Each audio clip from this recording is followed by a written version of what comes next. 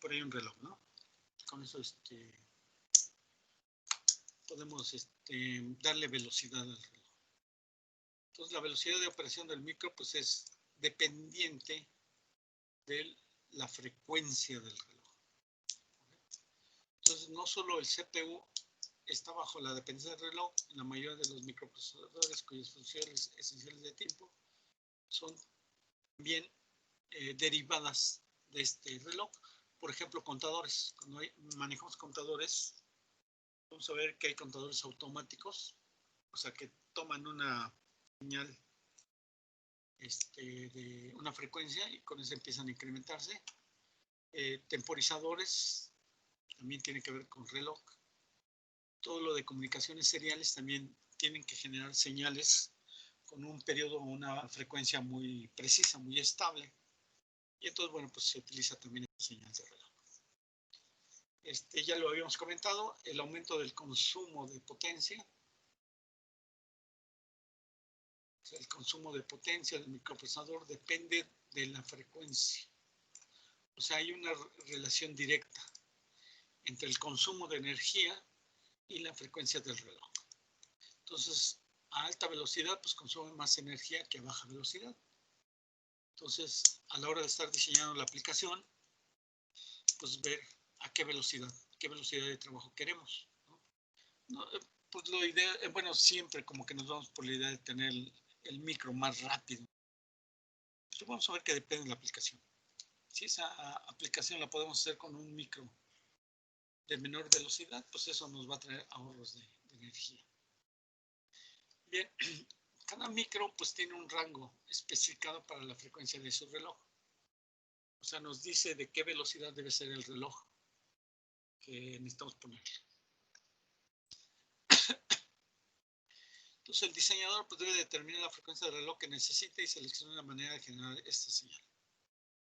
Entonces con tantas que dependen de la frecuencia del reloj y su estabilidad, pues hay que tomar en cuenta esto es muy importante, ¿no? Es una decisión muy importante. Bueno, para nosotros, ¿qué va a ser un reloj? Bueno, a nivel digital, un reloj pues va a ser una onda cuadrada.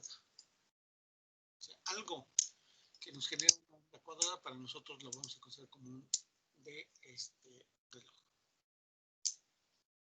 Y bueno, pues ya puede ser de alta frecuencia o baja frecuencia, depende de la aplicación, que se utiliza como señal para sincronizar todas las opciones del sistema. Entonces, esta onda cuadrada nos va a permitir sincronizar todos los módulos, todos los periféricos que tenga nuestro sistema. Y bueno, vamos a ver que generalmente todos los componentes del reloj se encuentran integrados en el propio microcontrolador. O sea, el reloj no nos preocupamos por el circuito. Recuerden, en las primeras clases había un circuito integrado que se encargaba de generar las señales de reloj. Pues ahora ese circuito integrado ya lo metieron dentro del PIC. Y pues tan solo se requieren unos pocos componentes externos, como un cristal de cuarzo, una red RC para definir la frecuencia de funcionamiento. ¿Ok? Entonces, si queremos un reloj, pues ya lo único que tenemos que ponerle es un cristal de cuarzo o una resistencia RC a nuestro micro. Entonces vamos a ver que en los micros, bueno, pues ya hay patitas especializadas para que ahí pongamos nuestro cristal de cuarzo. Y vamos a ver que permite 5 tipos de osciladores para definir la frecuencia. ¿Ok? Entonces puede ser cristal de cuarzo, puede ser el RC oscilador, y condensador, puede ser el HS cristal de alta velocidad, o puede ser un LPT cristal para frecuencia baja, de bajo consumo de potencia, o bien puede ser externa. ¿Okay? Recuerden que todo esto tiene que ver con la palabra de configuración. A ver si se acuerdan dónde vimos eso de palabra de configuración acá. Que nosotros le tenemos que decir qué cristal, de qué tipo va a ser nuestro cristal que vamos a estar utilizando, nuestro oscilador, y eso lo vamos a hacer por medio de las palabras. Aquí está. ¿No?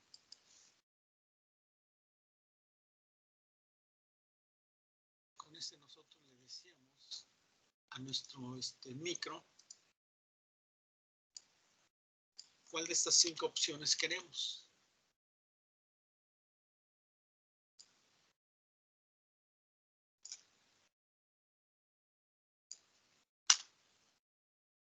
Entonces, le decíamos algunas de esas 5. Y esas 5 pues vienen aquí, en la palabra de configuración. O sea, a nivel de hardware escogemos una de estas. Pero le tenemos que decir al micro cuál de estas escogimos y eso se las damos por medio de las palabras de configuración.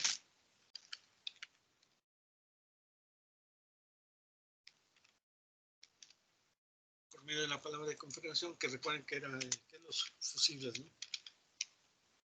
Por medio de las palabras de configuración que utilizaba la palabra de fuse.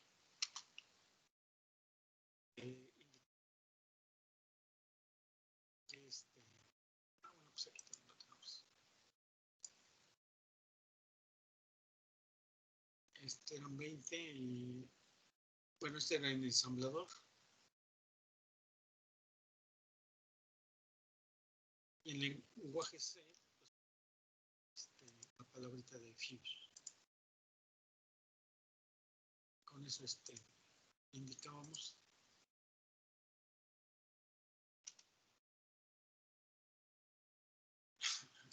En el lenguaje C, pues, la opción de fusible. Bueno, si revisamos entonces el micro, pues aquí serían las patitas donde tendríamos que poner el fusible. Perdón, el oscilador.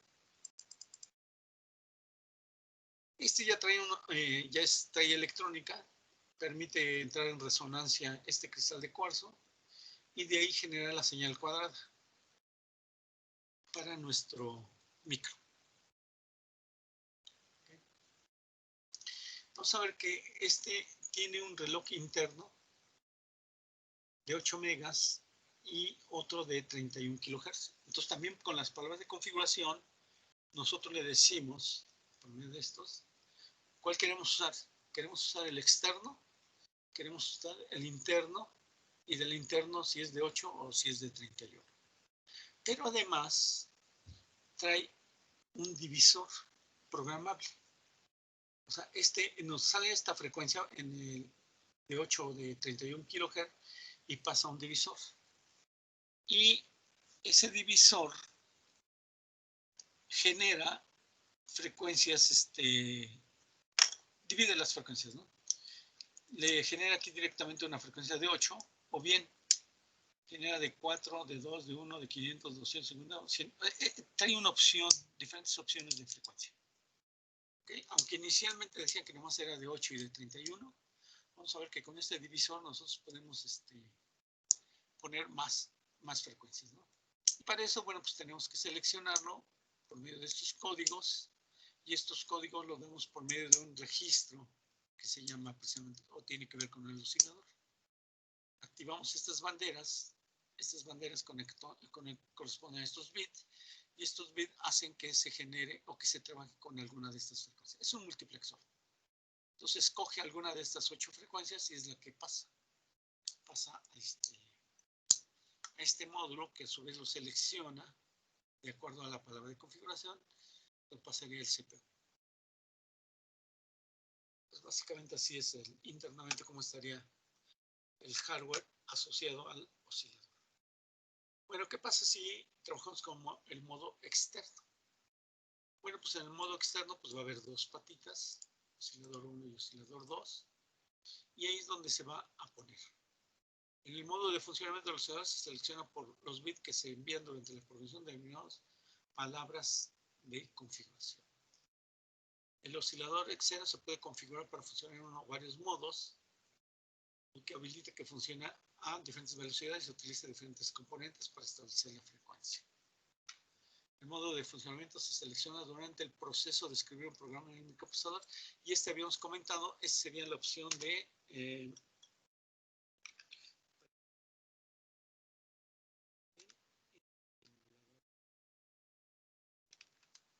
o sea, para programar en ensamblador sería esta.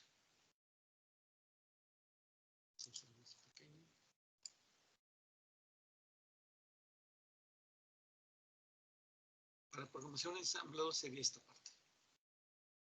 Durante el proceso de programación del microcontrolador, los bytes de la palabra de configuración se escriben en la memoria ROM del microprocesador y se almacenan en los procesos especiales no disponibles al usuario. Bueno, entonces, estas son las palabras de configuración. Aquí en particular, pues le estamos diciendo que queremos el modo HS. Entonces tendremos que ir y queremos el modo HS en ensamblador. Y en C, pues aquí tendríamos que buscar cuál es que corresponde a la opción de HS. Y ponerle, creo que es Fuse HS. Bueno, entonces tiene que ver el hardware con el software, ¿no? En el hardware, pues, ¿qué queremos? El software por medio de esos registros lograrlo. Bien, entonces, ¿qué pasa con los osciladores externos? Bueno, el oscilador externo, pues va a ser este modulito, va a ser una especie de este modulito, ese módulo que nos genera precisamente una onda cuadrada. Una onda cuadrada en este caso es de un megahertz. Es un oscilador externo como fuente de señal de reloj. La máxima frecuencia del reloj está limitada a 20 MHz. Bueno, perdón, el oscilador externo. Bueno, aquí tendría que ser 20 MHz, ¿no? Aquí es de 1. Entonces, las ventajas del funcionamiento del oscilador externo, ¿no?, son las siguientes. Bueno, en fin, aquí tendríamos que poner un módulo externo. Pues aquí se pondría. Bueno, vamos a ver que aquí ya nos está generando las ondas cuadradas, los pulsos cuadrados, el oscilador externo. Si queremos, aquí ya nos mandaron los pulsos. Recuerden que son dos patitas. Entonces, esta patita queda libre y la podemos manejar como entrada y salida. Si queremos un modulador externo, un módulo LPTXT o HS, entonces vamos a necesitar ya un cristal de cuarzo.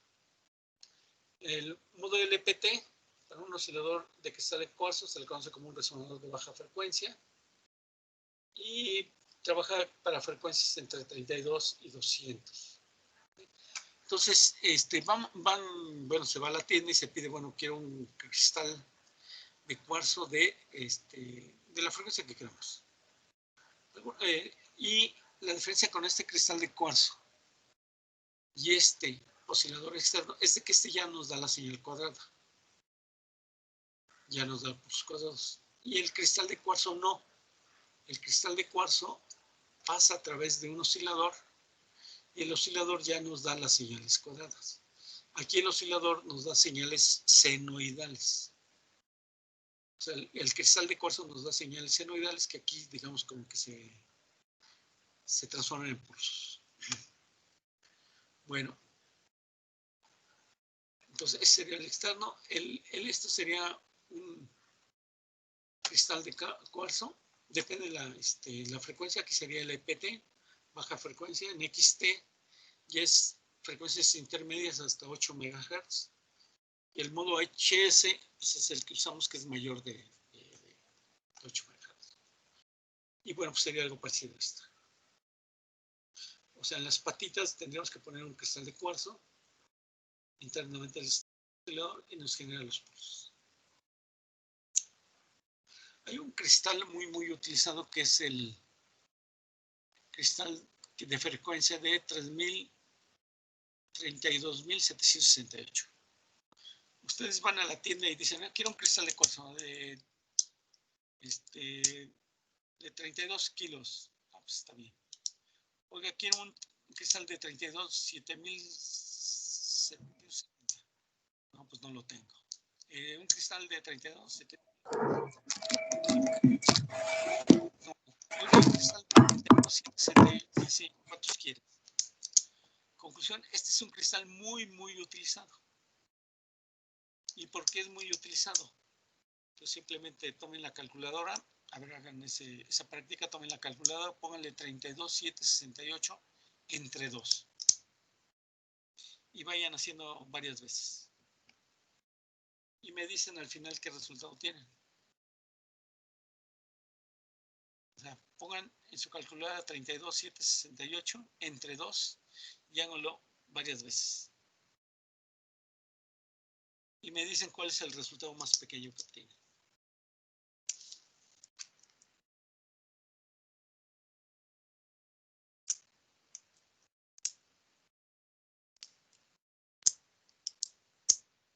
A ver, ¿cuánto le salió? A ver, pónganlo en el chat.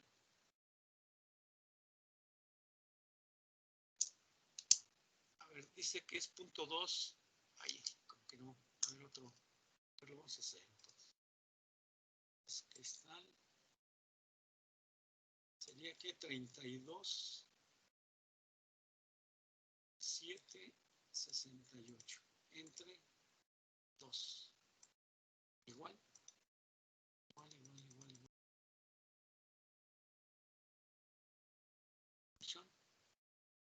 Entonces da 1.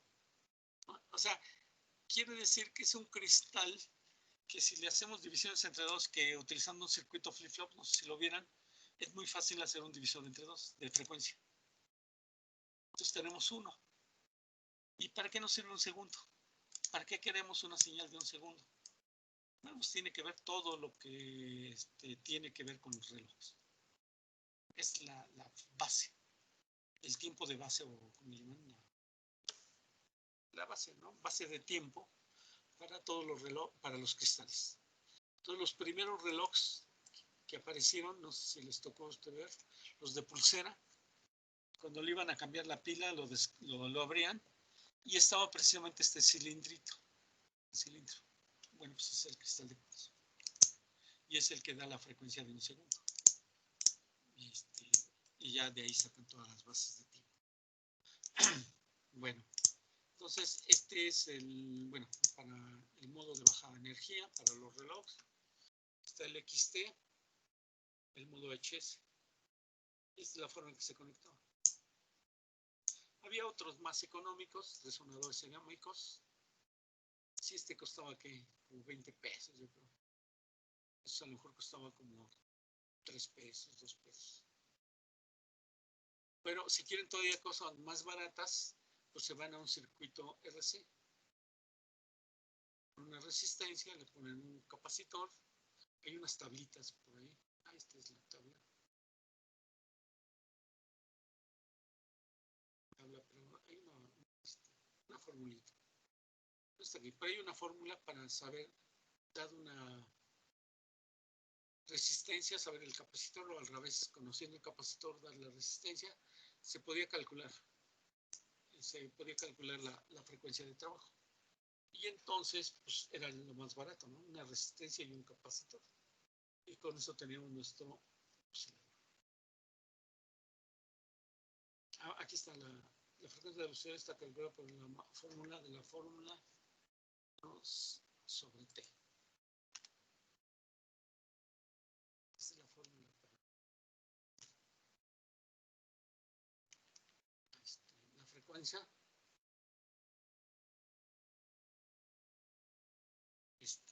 De la fórmula. F es la frecuencia, T es la estructura constante, R y C. Bueno, así se calcula.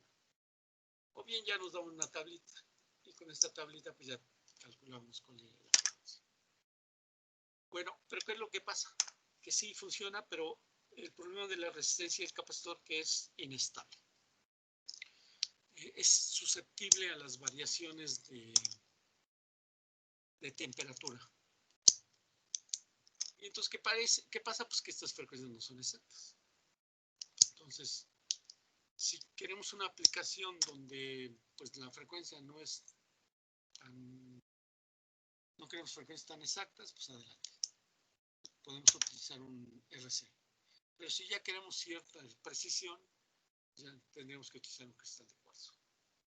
Pero está esa opción, ¿no? Por ejemplo, en las tarjetitas de musicales, pues podemos utilizar alguna de estas, ¿no? Resistencia y capacidad.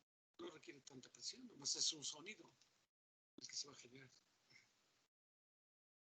Bueno, vamos a ver qué interesante sucede con el cristal. Que la frecuencia del oscilador es dividida por 4. Y esta se puede utilizar para sincronizar otros circuitos. Entonces, tenemos la señal externa. Nos puede dar la frecuencia de salida, pero dividida entre 4. Bueno, está disponible esa opción. Bueno, el oscilador interno ya vimos que tiene dos formas de trabajar a 8 o a 31 kHz. Y por medio de registros, hay registros especiales, por medio de esos nosotros le podemos ajustar la frecuencia de trabajo de acuerdo a esta tablita. ¿Qué frecuencia queremos de trabajar internamente? Entonces aquí nos explica cada una de estas variaciones que se tiene que hacer.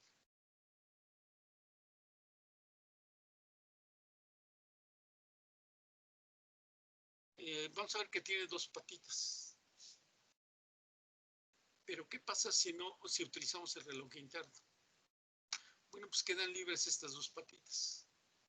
Entonces, una forma de trabajarlo es de que una patita la definimos como entrada y salida, la utilizamos como entrada y salida, y la otra la utilizamos como salida precisamente del oscilador, frecuencia del oscilador sobre 4. Es una opción. La otra opción que totalmente es interno del oscilador y las dos patitas las usamos como entrada y salida. Aprovechamos esas dos patitas disponibles. Bueno, ahí habla de la configuración del reloj interno, cómo hacer. Bueno, ese sería con respecto al reloj. Otro concepto es el ciclo de máquina o ciclo de instrucción. Ya habíamos comentado que la computadora pues va por las instrucciones que están en memoria, decodifica esas instrucciones y las ejecuta. Entonces, a eso se le conoce como ciclo de instrucción. Entonces, cada ciclo de esta señal más lenta, ciclo de instrucción. Entonces, el ciclo, hay diferentes ciclos, ¿no? Unos más elaborados que otros, ¿no? Pero, entonces, en el ciclo de instrucción hay que ir por la instrucción, la captura de la instrucción, decodificado de la instrucción y ejecución de la instrucción. Entonces, eso es lo que comprendía un ciclo de máquina, ¿no?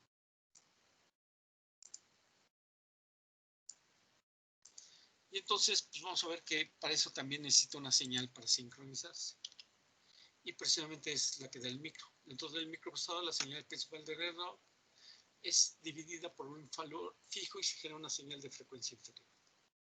Cada ciclo de esta señal lenta se llama ciclo de máquina o ciclo de instrucción. Entonces, el ciclo de instrucción, pues es la unidad, este ciclo de instrucción es el tiempo, digamos, los tiempos, y estas serían las acciones. O sea, quiero un tiempo, de ese tiempo que se vivió, uno va a servir para la captura, otro para el decodificado y otro para la ejecución. Entonces, el ciclo de instrucción es la unidad de tiempo para medir las acciones del microprocesador, que serían esas, las acciones del microprocesador, que sería la captura, decodificador, ejecución de la instrucción.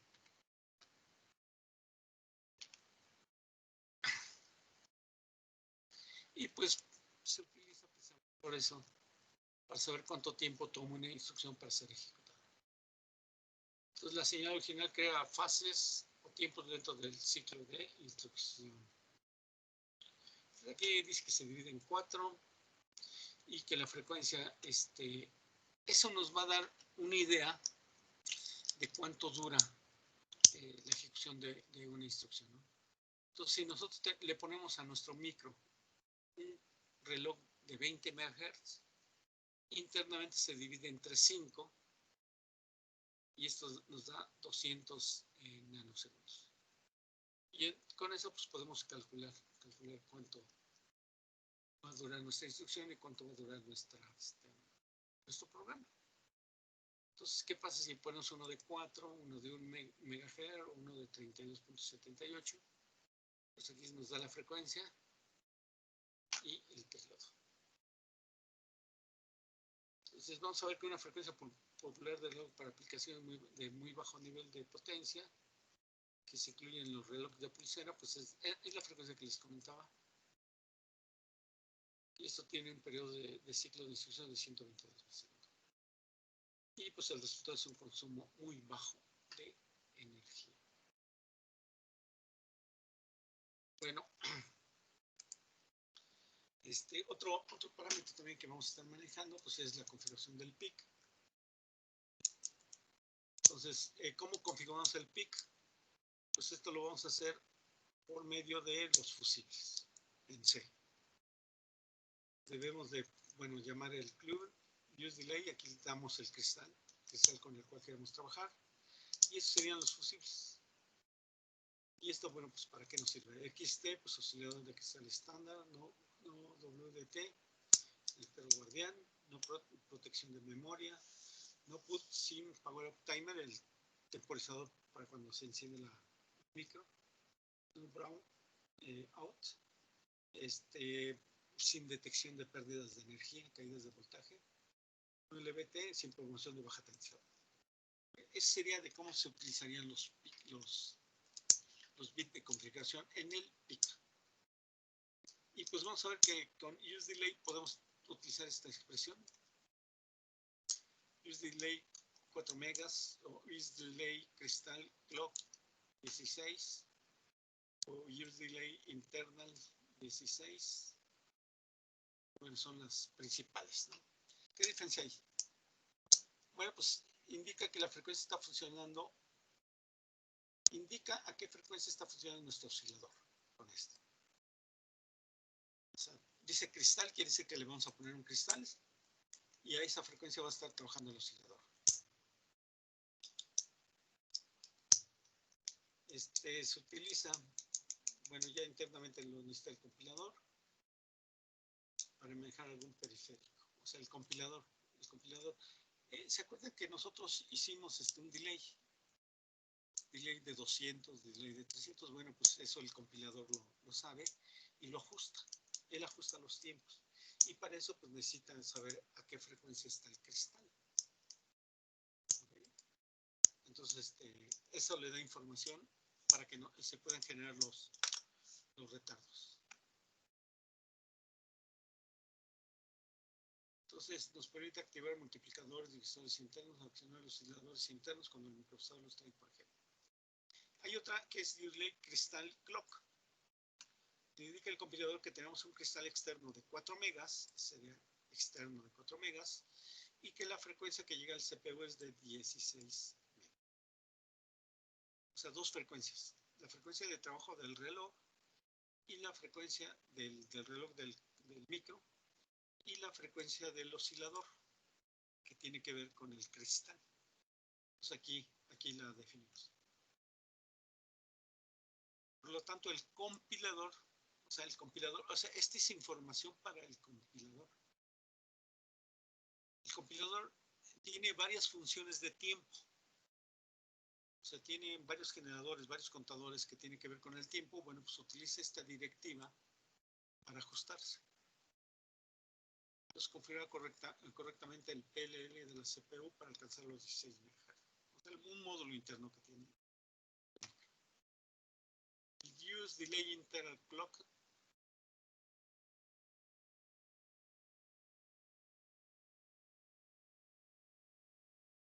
Y aquí pasó algo.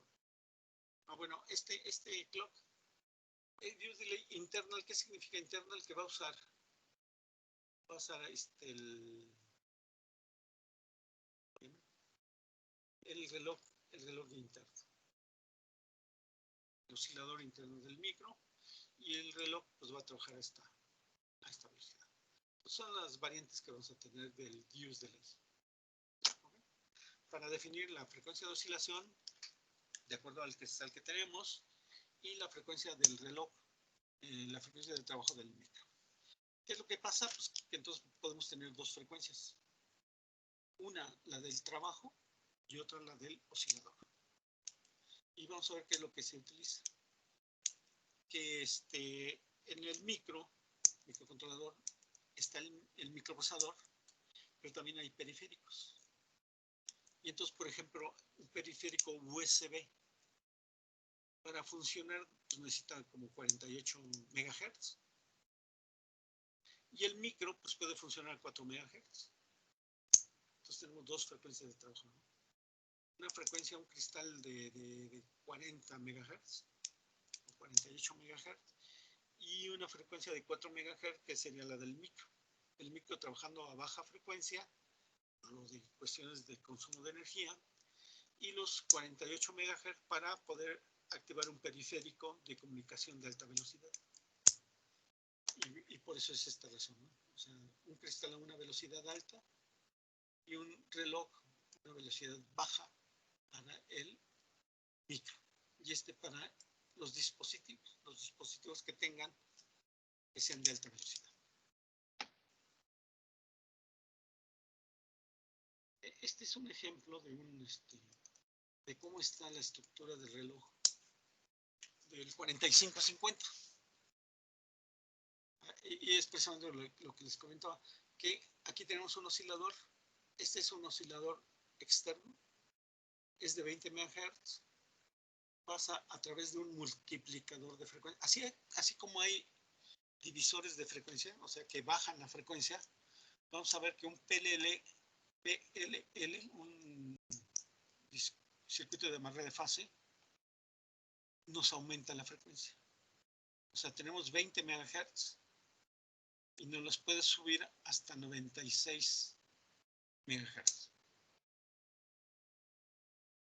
O sea, de 20 MHz pasa a 96 MHz, la divide entre dos, pasa algunas divisiones y nos da una frecuencia de 48. ¿Por qué 48? Porque es el que trabaja el USB. El USB es un dispositivo rápido, trabaja a 48 MHz, pero si dan cuenta, nuestro cristal es de 20. Y por aquí sale el PLL, sale una frecuencia de 96, puede ser un cristal de 4 MHz aquí, meter uno de 20, uno de 4. Viene por acá. Ah, no, perdón. Este es el rojo es de 20. Y tenemos aquí una frecuencia, por ejemplo, de 4 MHz. Pasa un PLL de 96. De 4 lo sube a 96. Por medio de una serie de divisores que son programables.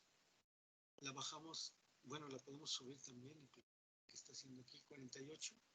De 96 la bajamos a 48 para trabajar el CPU.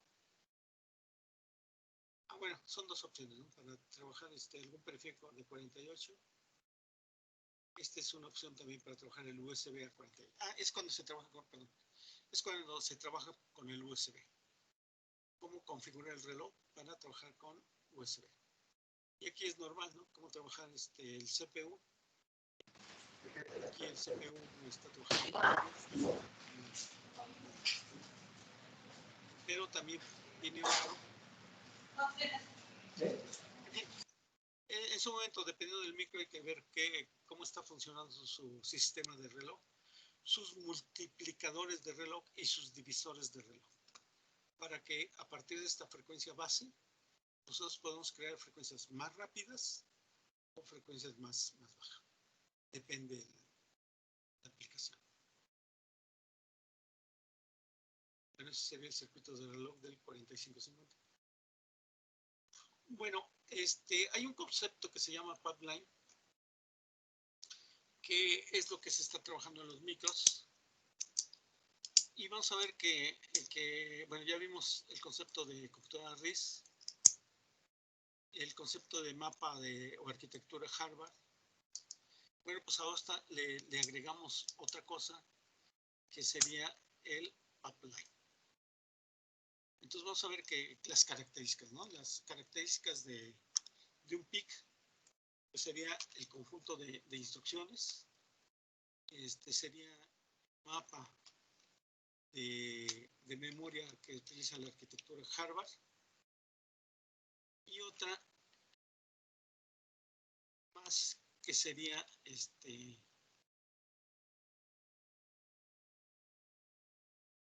el concepto de pipeline.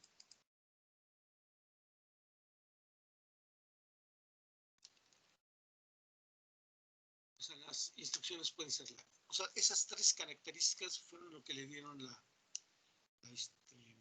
potencialidad, ¿no? El desempeño a un microcontrolador. El conjunto de instrucciones recibidas, pues ya vimos, ¿no? Del RISC y el SIS. El mapa tipo Harvard también. ¿Qué pasa con el pipeline? Lo que habíamos comentado, ¿no? Cada instrucción en la memoria del programa tiene que ser buscada primero. Después tiene que ser decodificada.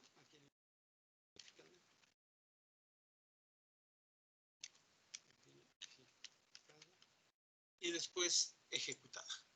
Bueno, pues estos se le conoce como el ciclo de instrucción. Busca, decodifica y ejecuta. Y pues normalmente primero se busca, después se decodifica y después se ejecuta. Entonces, sin embargo, vamos a ver que la memoria del programa tiene su propia dirección y su bus de datos. Entonces, separado de la memoria de datos, que es la estructura de Harvard, y esto permite, mientras se ejecuta una instrucción, se esté trayendo a la memoria la siguiente instrucción. ¿Esto qué significa? Que estos módulos pueden ser independientes. Puede haber un módulo para hacer la búsqueda, otro para el decodificado y otro para la ejecución. Y los tres están trabajando en paralelo. Y pues esto, pues esto va a duplicar la velocidad de ejecución del PIC. Entonces, ¿qué es lo que pasa? Pues que se van ejecutando por partes, ¿no? Entonces, en un tiempo dado, se va por la instrucción 1. En el segundo tiempo se ejecuta la instrucción 1, pero se va por la instrucción 2. En el tercer tiempo se ejecuta la instrucción y se va por la instrucción 3. Entonces, ¿qué es lo que sucede? Que estos módulos trabajan de manera independiente, en paralelo, y eso va aumentando la velocidad.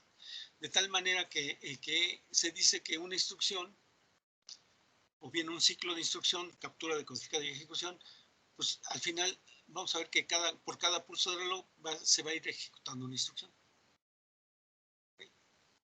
Y pues eso viene, le da la velocidad a los micros también. Esta estructura de pipeline, o sea, ejecución en paralelo del ciclo de instrucción. Bueno,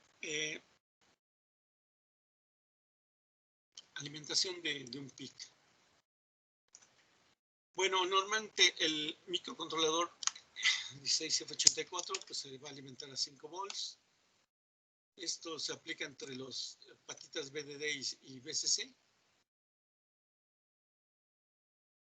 Entonces la figura 1, 2, pues describe un circuito de alimentación que obtiene los 5 volts a partir de la tensión conflictiva. Bueno, necesitamos 5 volts. Y bueno, una forma típica, cómo se hacía era utilizando este diagrama. Bueno, no sé si ustedes alguna vez armaron una fuente o entienden el funcionamiento de este diagrama.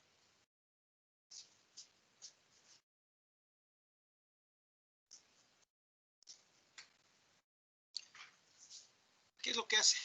Bueno, pues aquí tiene una alimentación de 12 volts. Pasa a través de un diodito de protección. Bueno, perdón, de rectificado. Aquí tiene capacitores filtros. Y le estamos aplicando un voltaje de 12 volts a este regulador. Este es un chip que baja el voltaje de 12 volts a 5 volts. Y esa sería una fuente de alimentación de 5 volts. basados en este integradito regulado que sería el 7805. Entonces, en su momento era muy común. Era muy común para alimentar circuitos de 5 volts. Pero ¿cuál era el problema? Pues había que bajarlo primero a 12 volts. O sea, era un transformador que lo bajaba de 120 a 12.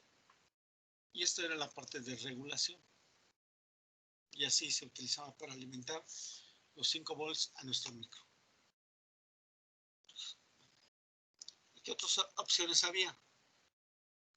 Bueno, pues una fuente de voltaje con regulador a 5 volts. Bueno, esta viene siendo el cargador para celular de 5 volts o mini USB. Ya ahorita se popularizaron ya los eliminadores de 100 volts a 5 volts. Y entonces, bueno, pues se puede usar muy directamente un eliminador para cargar celulares, ¿no? O bien se puede utilizar el cable USB, o sea, cualquier cable USB que tenga una salida micro USB. Lo podemos enchufar a la computadora y ahí tendríamos los 5 volts. O adaptar un cable USB, un cable USB pues tiene voltaje, tiene tierra, tiene dato positivo y dato negativo. Entonces pues simplemente cortamos estos cablecitos, el dato positivo y dato negativo, y nos quedamos con el voltaje y la tierra, con estas dos patitas, y podemos con eso hacer un cable de alimentación. ¿Okay? Y ya con eso alimentamos nuestro micro a 5 volts. Bueno, ¿qué otro necesitamos para trabajar? El encendido y el reset. Entonces, normalmente pues vemos una fuente con un botón de encendido, y entonces pues a primera vista basta con encender una fuente de alimentación para hacer funcionar un micro. ¿Okay? Y basta con apagar la fuente de alimentación para detenerlo. Bueno, vamos a ver que en realidad el arranque y el final de funcionamiento son las fases críticas de lo que se encarga una señal llamada reset. Vamos a ver que estadísticamente los equipos electrónicos fallan a la hora de encenderse, generalmente a la hora de encenderse. O sea, la probabilidad de que falle un equipo es cuando se enciende, cuando le damos la energía. Si pasa esa prueba ya, difícilmente ese equipo va a fallar. Bueno, a menos que haya problemas de la energía.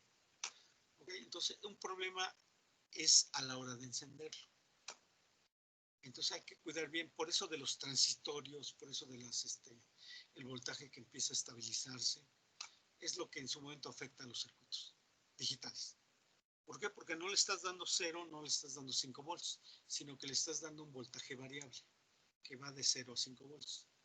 Y entonces en esas transiciones, en esas subidas o bajadas, es donde se puede dañar el equipo. Entonces hay que tener también, bueno, hay una señal personal que se llama reset, y el llamado reset en un microprocesador provoca la reiniciación de su funcionamiento, y es decir, lo manda que empiece a funcionar desde 0. ¿Okay? Entonces, pues los microcontroladores requieren una patita, un pin de reset, para realizar el funcionamiento del sistema cuando sea necesario. Y en los PIC se le conoce como la patita MCLR. A través de esa patita le damos un nivel lógico, podemos mandar reset. Y bueno, estos son los tipos de reset. Se le pone una resistencia, le ponemos este voltaje, le ponemos a tierra, y cuando se abre esta resistencia, este voltaje se va a voltaje. Y si no lo vamos a usar, es la forma típica de hacerlo. Mandamos la patita del reset a voltaje. Si lo vamos a... ¿cuál es la idea? ¿Cuál es la tendencia? Que si un circuito está funcionando bien,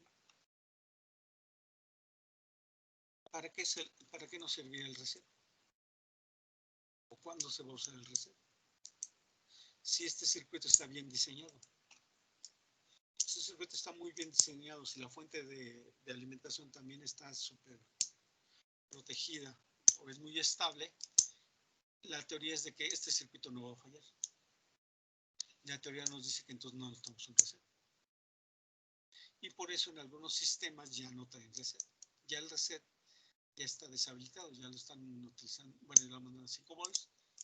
Y ahora, ¿cómo reseteamos este circuito? Este circuito, pues, este reset lo reseteamos. Pero ahora, ¿cómo reseteamos este? Si por alguna razón se requiere, ¿no? Generalmente debido a problemas de energía, que se mojó el circuito, ¿no? Bueno, pues vamos a ver que aquí pues le quitamos la batería. Lo desconectamos del voltaje y entonces ya se le conoce precisamente reset debido al voltaje de alimentación. Y bueno, es lo que se está usando, ¿no? Ya esto del poner el botón para el reset se utiliza, pero a la hora de estar desarrollando el prototipo. ¿Por qué? Porque la probabilidad de que falle, pues sí existe, ¿no? Pero ya cuando está diseñado, ya está probado y super probado, pues ya no necesita un reset. Entonces se lo quitan y lo trabajan de esta manera. ¿Okay? Entonces dice que cuando el pique es energizado, debe iniciar a correr su programa desde el comienzo.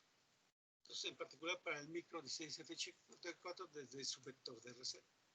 O sea, desde la localidad 0, 0. ¿Okay?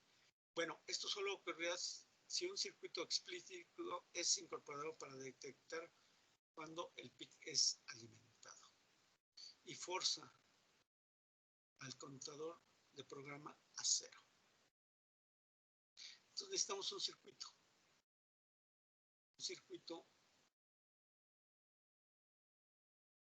explícito para detectar cuando el PIC es alimentado. Entonces, esta condición pues, se le conoce como lista para iniciar y se le llama reset. Pero entonces necesitamos un reset. ¿Cuándo la ejecución del programa realmente debe de iniciar? Bueno, el inicio de la ejecución del programa debe retardarse hasta que la alimentación sea estabilizada. Cuando la potencia es aplicada, el microprocesador debe permanecer en reset mientras su fuente de alimentación se estabiliza. Y entonces, pues vamos a ver que por eso está una opción que pusimos ahí, hasta eso es como opción, que sería esta. Power Up Timer. O sea, esta nos va a decir que un temporizador de cuándo debe de empezar a funcionar el micro. Simplemente nosotros le aplicamos voltaje, empieza a correr este temporizador, termina el temporizador y desactiva el reset. O sea, tiene que ver con el reset también. Y con eso aseguramos que el micro va a estar funcionando cuando esté estabilizada la alimentación. Entonces, para eso sirve ese circuito. Y entonces, en un dispositivo comercial es inusualmente indeseable tener un botón de reset. La meta aquí es diseñar un producto tal que el usuario nunca necesite el reset. Entonces, ¿qué es lo que pasa? Pues al encender una fuente de alimentación siempre se produce un reinicio. Por muchos eventos de transición que ocurren al encender una fuente de alimentación, se oyen fogonazos de contactos eléctricos, en fin, hay muchas variaciones en el voltaje, la estabilización de la frecuencia del signo de relay, graduada, etc. Y entonces es necesario proporcionar un cierto tiempo muerto antes de que el microcontrolador se ponga a funcionar.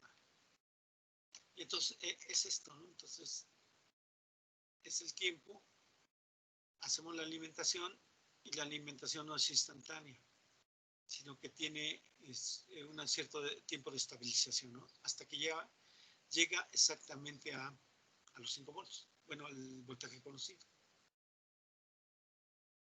Entonces, durante ese tiempo, pues debe de entrar un reset. Se estabiliza la señal y entonces continúa. Ok, y ese es el power up timer.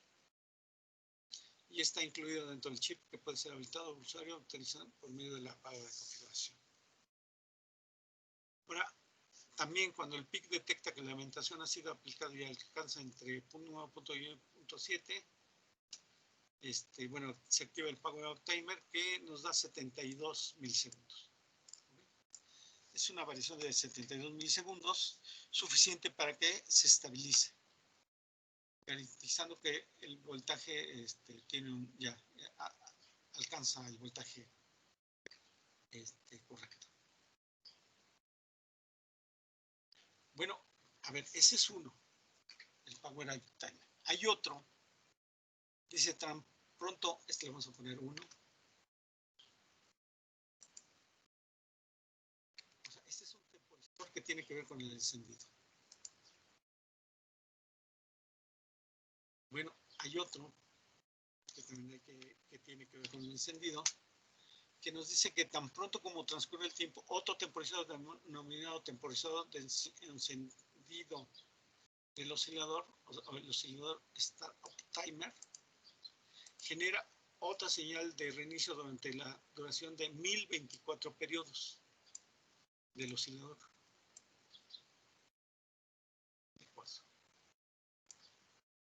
¿Okay? O sea,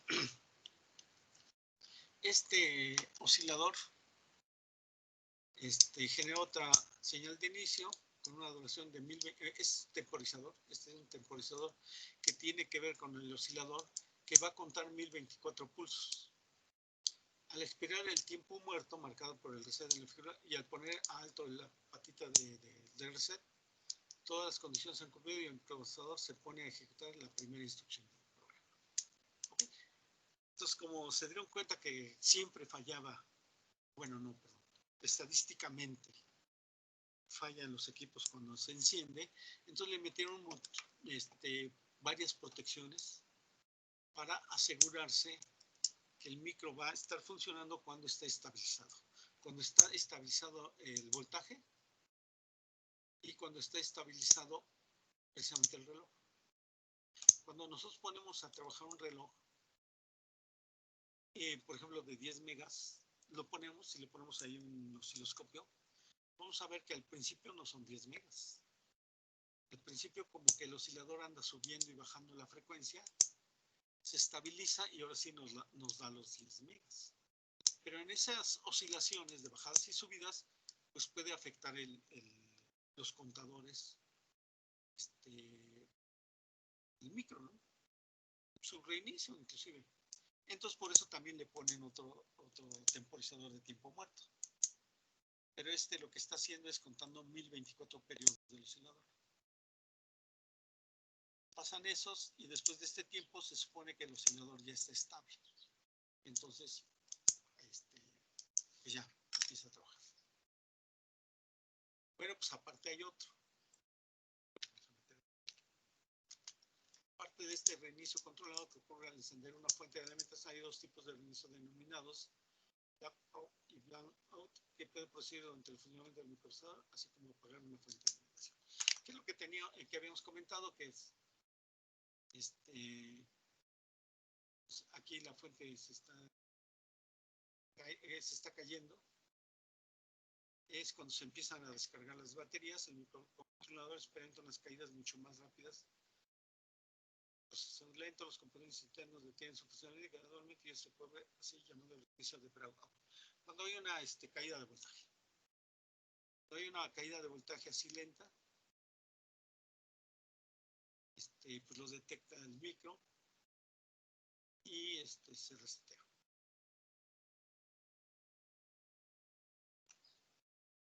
En tal caso, antes de que el microprocesador detenga su funcionamiento completamente, hay un peligro real de que los circuitos que funcionan a frecuencias altas se pongan a funcionar de forma impredecible.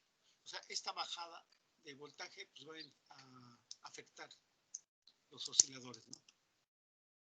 Entonces el reinicio, wrap out, puede usar cambios fatales de prueba ya que no se almacena en la memoria flash y por chip. Entonces, es lo que pasa, ¿no? Que nos puede traer. Esto también, el ruido eléctrico, también puede caer, hacer que haya caídas de voltaje.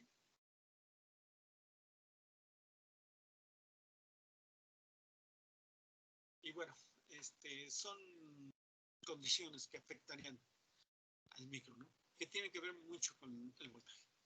Fluctuaciones en el voltaje o caídas de voltaje. Entonces, eso puede afectarlo y se procura evitarlos, bueno, metiéndole esos resets, ¿no? Reset que detecten estas caídas, reset que se den cuando se inicie la fuente de alimentación, que se estabilice, bien que tenga que ver con el oscilador, ¿no? Que le dé un tiempo a que el oscilador también se estabilice.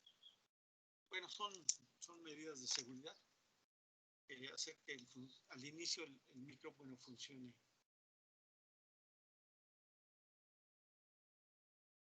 Entonces, esta entrada no debe estar desconectada porque antes debemos conectar la fuente de alimentación y olvidarnos de ella. O sea, si no vamos a usar el reset, ¿qué debemos hacer con la entrada del reset si no la queremos usar? Bueno, pues debe estar conectada a la fuente de alimentación. Olvidamos de ella. Y entonces, pues el circuito de reset vamos a ver que lo forman. O sea, no es un solo reset, sino es todo un arreglo de módulos, que nos van a permitir precisamente que se genere el reset. Y en particular en el F84, depende de cada micro, ¿no? Este es el micro F84, pues es de los más sencillos.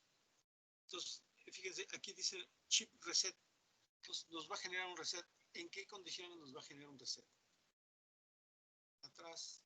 Y si se activa la patita de reset, nos genera un reset. O si se activa el módulo de perro guardián. Entonces, el perro guardián también puede disparar un reset. Una patita de voltaje está detectando el voltaje. Entonces, si hay variaciones en el voltaje,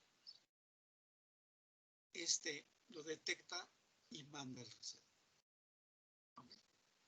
Tiene que ver con la patita del cristal de cuarzo, del oscilador. Entonces, aquí hay un oscilador, contador de 10 bits. 10 bits son 1024. Entonces, cuenta 1024 oscilaciones y mientras pues, se pone en reset. Bueno, después de esto, manda el reset. Y el power out tiene que ver con el chip, el oscilador también. Manda otro reset.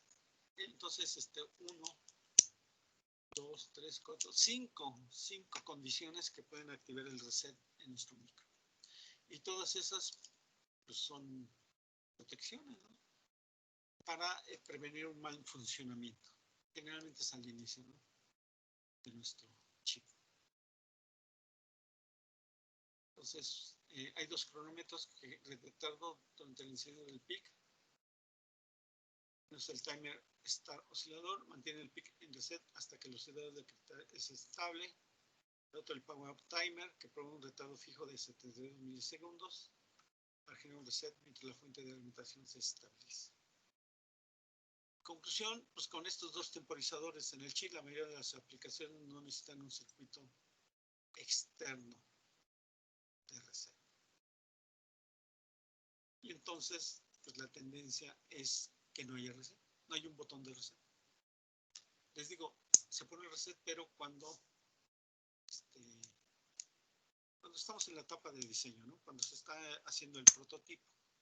Ya que está el producto terminado, pues ya no necesita reset.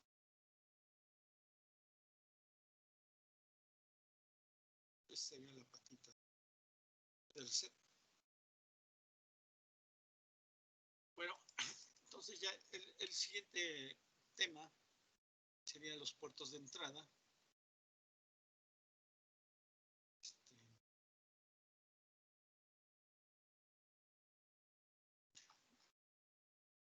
vamos a verlo para que podamos entrar a la práctica. Hoy vamos a adelantar algo de la práctica. Entonces, los puertos de entrada y salida, entonces el microprocesador se comunica con el mundo exterior a través de puertos. Y los puertos pueden configurarse como entrada y salida. El F85 pues tiene 5 puertos y cada línea puede ser configurada con entrada y salida. Entonces, un puerto, una patita del puerto, lo podemos manejar como entrada digital. Necesitamos un interruptor y estas resistencias. Bueno, estas generalmente van afuera. La ventaja este micro es que ya las trae internas. Y como salida, lo podemos conectar directamente a un LED. Bueno, por medio de una resistencia. ¿Por qué? Bueno, porque nos va a dar 25 miliamperes. De 20 a 25 miliamperes en la patita, y eso es más que suficiente para prender un LED. Bueno, entonces vamos a esta segunda parte. Vamos a ver, vamos a avanzar con la práctica. Ya aquí le paramos en la teoría. Entonces vamos a ver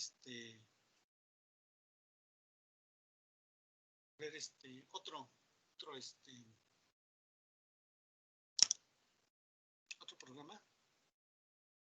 Vamos a ir a la par, vamos viendo teoría y vamos viendo Entonces ya vimos cómo meterlo, cómo compilarlo, etcétera. Entonces ya vamos a irnos a la carpeta donde tienen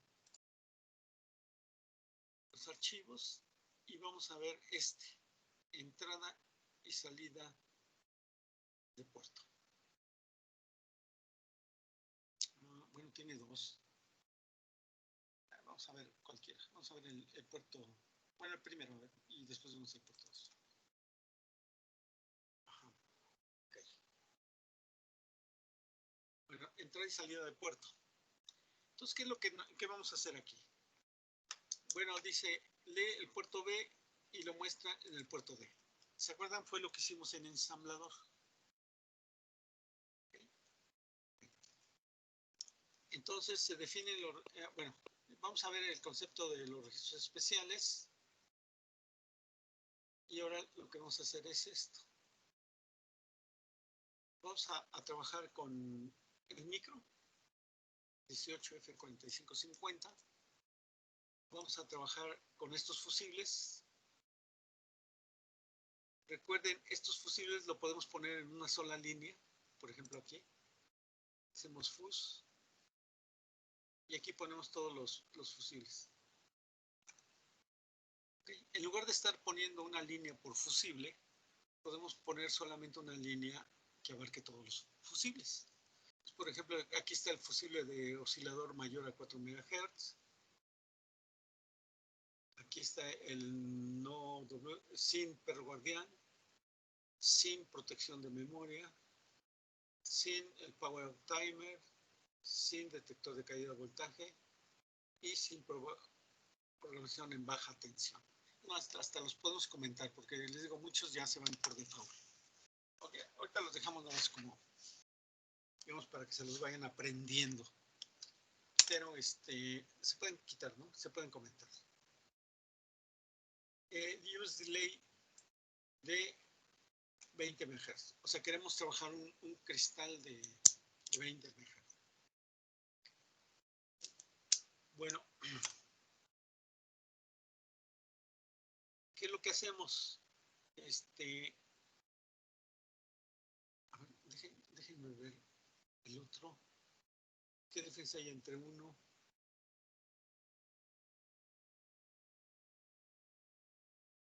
Ay, pues un montón. Esa salida de Puerto Rico. Ah, bueno, es una forma muy rápida. Eso después lo vamos a ver entonces. Bueno, a ver, esto lo vamos a hacer. Vamos a trabajar con el otro, pero esto nomás lo vamos a comentar. Dice, 3 salidas por el puerto D. Definimos nuestro proyecto, definimos las entradas y salidas, que salen, y vean cómo nomás ponemos C3, bueno, no, esto mejor lo vamos a ver. porque es una forma muy, muy rápida de leer el puerto B y sacarlo por el puerto D. Bueno, pero nosotros lo vamos a hacer, vamos a ver otro método. Bueno, ¿qué es lo que hacemos? Pues necesitamos, voy a comentar esta.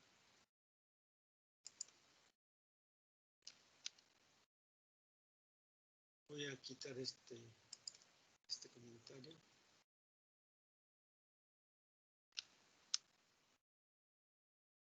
Quitar también este comentario. Entonces, ¿qué necesitamos? Queremos el puerto A y el puerto B, D. ¿Qué es lo que hicimos, si se acuerdan, en la práctica anterior? Pues definirlos como byte, 3A, 3B, 3C, 3D, y ir a su... ¿Dónde era? Era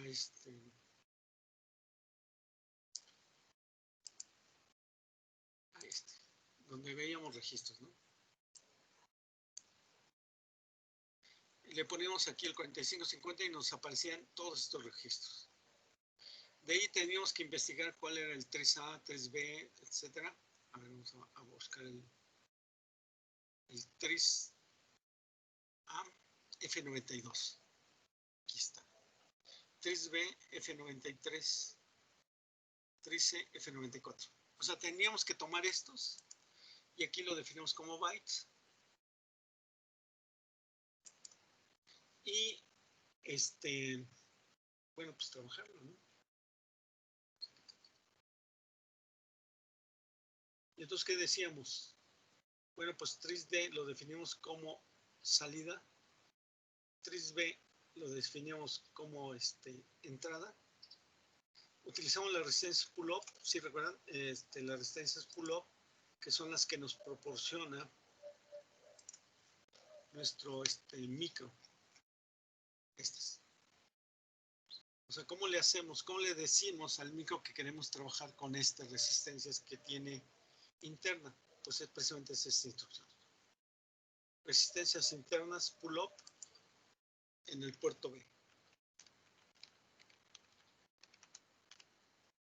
En el puerto B. Y ya, ¿cuál es la instrucción? Puerto B es igual, o sea, lo que tenga el puerto B lo quiero visualizar en el puerto D. ¿Ya? Así de sencillo. Entonces, a ver, lo vamos a compilar.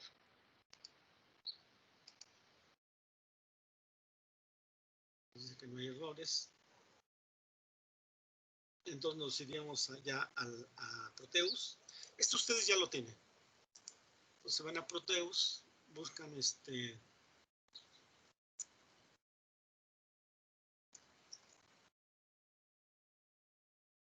abrir. ¿Dónde está? Y pues se van a la carpeta donde estamos trabajando, entrada y salida de puerto, entrada y salida.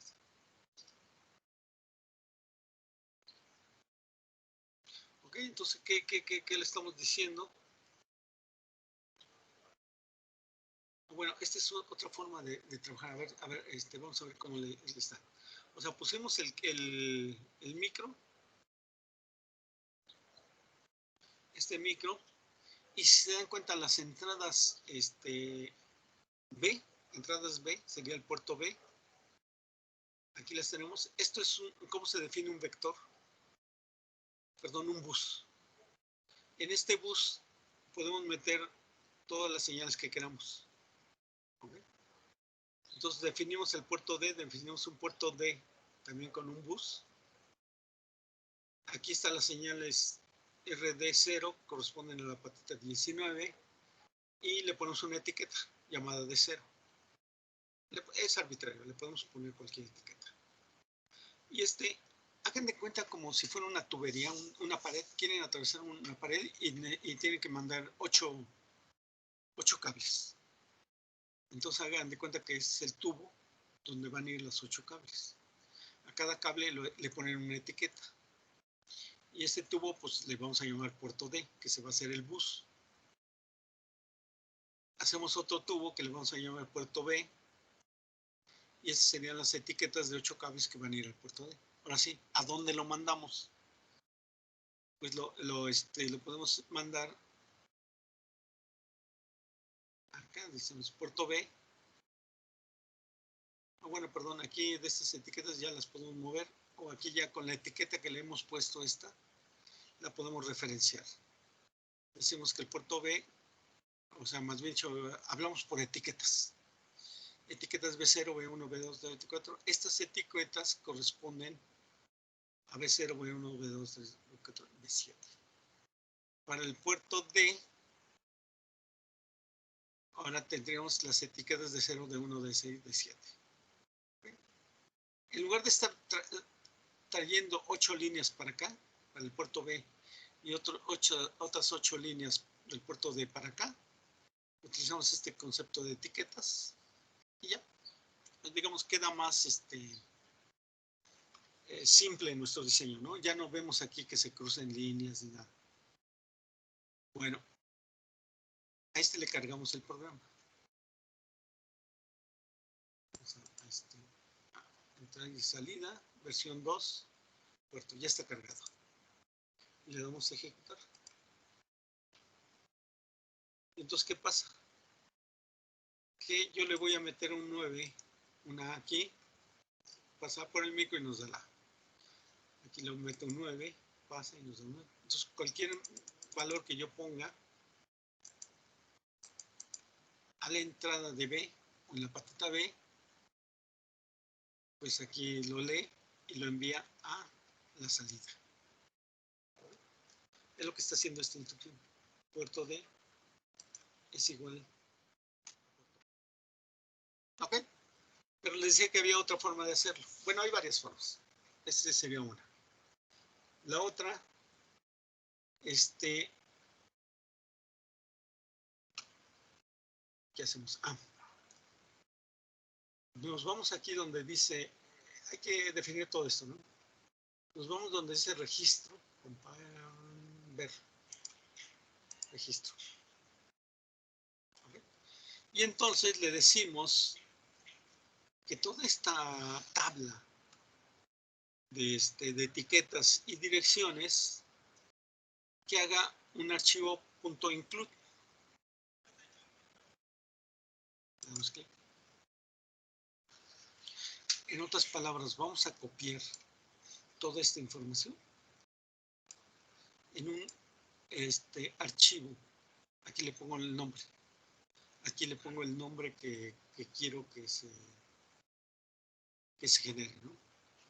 Aquí le digo ciertos formatos, que cómo quiero que se formatee la información, y lo digo generar. Entonces, hagan una prueba, pónganle aquí cualquier nombre, PIC 18F4550, le ponemos que de registros.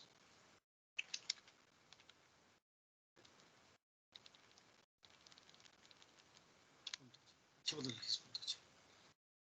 Aquí le decimos qué prefijo quieren, con el también.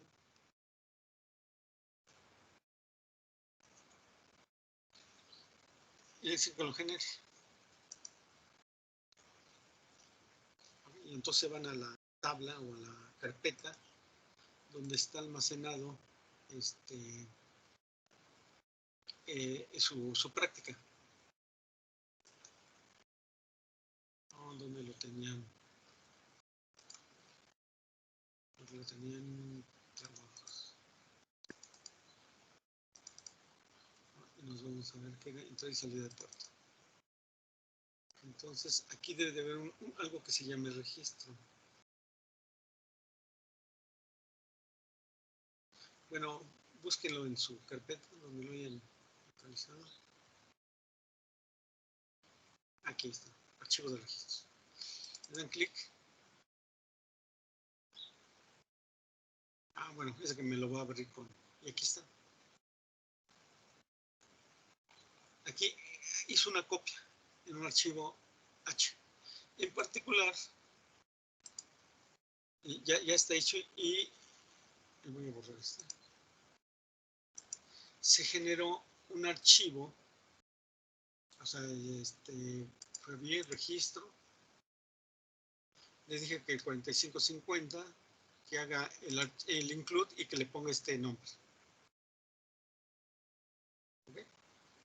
Y entonces se genera ese archivo y entonces yo ya lo puedo trabajar, que sería este. Este sería el archivo que yo generé. Y entonces, ¿qué pasa?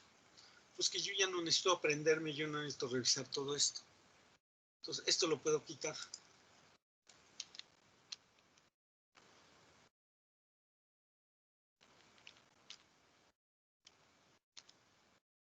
Quito esto y doy de alta esto. O sea, la información que está aquí es la misma, o bueno, ya está aquí, está acá, en este include. O sea, me puedo ir y buscar ahí el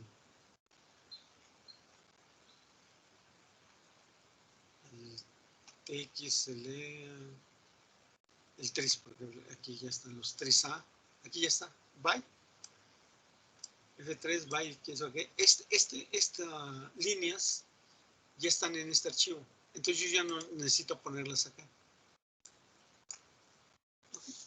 Y ya me olvido, ya sé que en este tiene todos los archivos del 4550, entonces ya nomás checo qué nombre tienen y ya los puedo llamar por su nombre de archivo. Entonces, pues ya me voy aquí en compilación y ya le digo que lo ejecute, ¿no? Así que no hay errores. Entonces, es una forma. Esta es más parecida al ensamblador, ¿no? Donde teníamos que, para etiqueta, le teníamos que asignar. Y con eso, bueno, pues nos vamos a aprender los archivos, todo lo demás. O bien, ya le llamamos un include donde están todos esos archivos. Los registros y sus direcciones. Y con esa trabajamos. Y creo que es lo que hacen en esta versión 2. Ah, no, perdón, hay otra versión. Es otra versión donde ya el mismo compilador determina qué archivo es y a qué corresponde y le asigna. O sea, si dan cuenta, aquí pusimos set300, set30f. Y aquí pusimos 3D, 3D porque es el registro que está definido aquí, 3B porque está definido acá. Bueno, esas son definiciones por medio de esta tabla. Y en esto ya son definiciones que están guardadas en el compilador de C. Entonces ya no es necesario ni siquiera que generemos esta tabla. O sea, si generamos esta tabla, include, necesitamos manejar las mismas etiquetas que está manejando esta tabla. Si utilizamos esta opción, en su momento lo vamos a ver también, instrucción especial del compilador, pues ya nos facilita más el trabajo. ¿Okay? Bueno, entonces son dos formas. Bien, hasta aquí, ¿todo va bien? ¿Dudas, preguntas? Todo bien, profe. Ah, por ahí alguien está reportando fallas, ¿no? Tiene problemas con el internet. Bueno, ok. Bueno, entonces, ¿cuál es la misión si deciden aceptarla? Bien, ya chequen pruébenlo, funciónenlo, cámbienle algunas cosas, cambien de puertos y chequenlo. Entonces, ¿cuál va a ser la práctica? A ver dónde la ponemos. Para que se quede grabado. Bueno, aquí lo pongo como comentario, pero entonces, ¿cuál va a ser la práctica? Primero, cambiar de puerto, ¿no? De salida. ¿Qué de salida? Porque el de entrada a fuerza debe ser B. O si ustedes quieren utilizar otro puerto, van a tener que ponerle resistencias. Recuerden que estas, lo que vimos acá, si ustedes quieren una entrada, está el interruptor, pero debe de haber una resistencia. Esta puede ser interna, puede ser externa. ¿Okay? Entonces, cambiar el puerto de salida.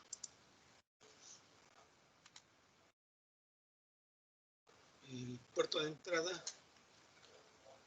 Bueno, cambiar el puerto de salida. El puerto de entrada lo dejamos. Ustedes escojan qué puerto. Recuerden que hay 5 puertos. Ustedes escogen qué puerto quieren utilizar. Lo siguiente que van a hacer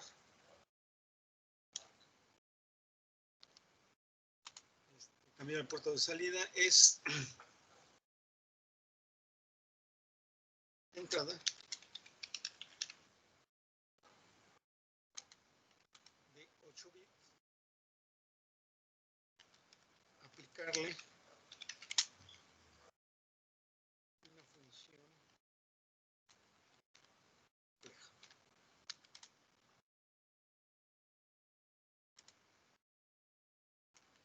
Y dar el resultado en 8 bits. Okay. A ver, entonces, ¿qué es lo que está haciendo? Pues está recibiendo la entrada de, lo veo, ¿verdad? Está recibiendo la entrada, aquí está recibiendo una entrada de 8 bits. Entonces ustedes le van, ¿se acuerdan de la práctica que hicimos en ensamblador, no? Ustedes le hacían un OR, un AND, una suma, una resta. Aquí le van a hacer una operación compleja. ¿Okay? Y toman el dato, le hacen la aplicación compleja y lo dan en la salida. Como un dato de 8 bits. ¿Okay? Entonces, es más, hasta lo pueden hacer en la, ¿qué es lo que van a hacer? Pues escojan una función de C. A ver, vamos a ver, función en C. Aquí vamos a poner función. No, función. Es que función es muy general. Bueno, a ver, función aritmética en C. Operaciones aritméticos en C. Operaciones aritméticos basados en C. Vamos a ver cuáles están. Aquí. Ahí está. Operaciones aritméticos basados en C. Ahí está. Bueno, esas son las sencillas, ¿no? Suma, resta, multiplicación, división, pues ya las vimos. No, debe ser algo así como raíz cúbica, logaritmo, en fin, una que sea compleja, ¿no? O bien pongan dos funciones complejas. Entonces, como una calculadora, ¿no? Ustedes van a dar un valor, se le aplica esa función que ustedes programaron acá, por ejemplo, raíz cúbica. Entonces dan el número, le aplican la raíz cúbica y lo da en binario de 8 bits. ¿Sale? Bueno, entonces, hay 20 minutos, entonces tienen 10 minutos para correr esta práctica, así como está, que les funcione, para que no haya problema de que no les funcione, quién sabe qué, que les funcione, y después me van a decir qué función compleja de C van a trabajar. ¿Ok? Esto, pues, son de las que ya hayan trabajado, ¿no? Pero recuerden compleja, o sea, no suma, no resta, no multiplicación, no división, no incremento, no decremento. Debe ser algo así más elaborado. ¿Okay? Entonces vayan pensándolo, me lo dicen y aquí los voy apuntando. ¿Qué función escogieron para programarla? Y eso lo van a hacer. Entonces me lo dicen y yo ya aquí los voy apuntando, ¿no? El equipo 1, qué función va a ser, el equipo 2, etcétera. Entonces aquí ya le pongo que insertar una columna a la derecha. Entonces aquí, sí, prácticamente. de salida y qué función. Ustedes me van a decir qué función. Y yo aquí ya los voy a ir apuntando. ¿Okay? Una función diferente para cada equipo. Entonces tienen 10 minutos para probarlo. Vean que no haya problema, que les funciona bien esta parte tal cual. Y ya les voy a empezar a preguntar qué función van a hacer y eso ya lo haríamos después. Bueno, les daría tiempo pues para el jueves. El jueves lo revisamos. Ok, ¿dudas? ¿Preguntas de lo que van a hacer?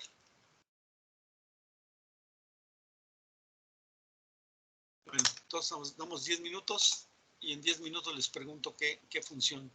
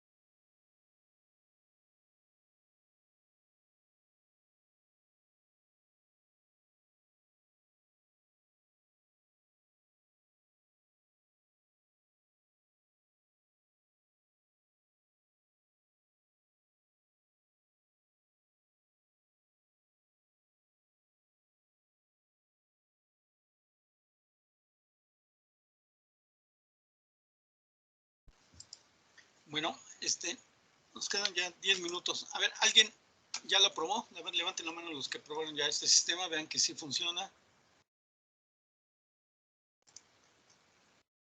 Ok. Entonces, pues básicamente es nomás comprobar que está funcionando, ¿no? Entonces ya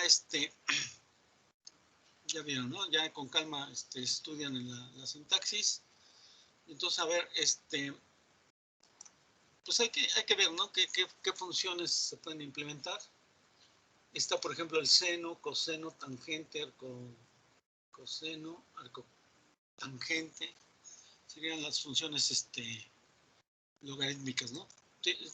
Chequen raíz cuadrada, raíz cúbica, logaritmo. Todas las demás, esto me da la impresión que tienen que incluir una biblioteca. Porque ahorita estaba revisando y creo que no vienen por default en el compilador de C, ¿no? Entonces, hagan la prueba y chequenla. Y entonces, eso lo revisamos el jueves. O sea, el jueves ya, práctica, vemos y ustedes me muestran qué función compleja hicieron. ¿Ok?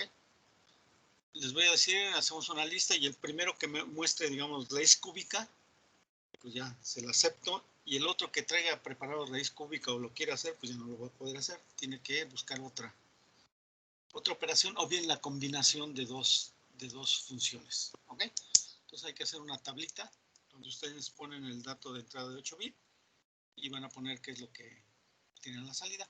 Y pues eso se pueden auxiliar con la calculadora, ¿no? Se van a la calculadora y con eso comprueban. Se van a caer a la calculadora científica, ¿no? Y ya calculan. Bueno, pues aquí están, ¿no? Está raíz cúbica elevada a la potencia. Pues alguno de estos pueden hacer. Tengan en cuenta que van a hacer una calculadora científica, ¿no? Entonces tienen que programar estas funciones complejas. Entonces escojan alguna de estas y la programan acá. Bueno, en C. Y esa me la muestra. Ok, entonces ese se quedaría ya para pues la práctica. Y esta la revisamos el jueves. Los van checando, les voy pidiendo, me muestran resultados y ahí se las voy ya anotando en la lista, ¿no? Y esta sería la práctica pues, de entrada y salida de datos. Bien, ¿alguna pregunta hasta acá?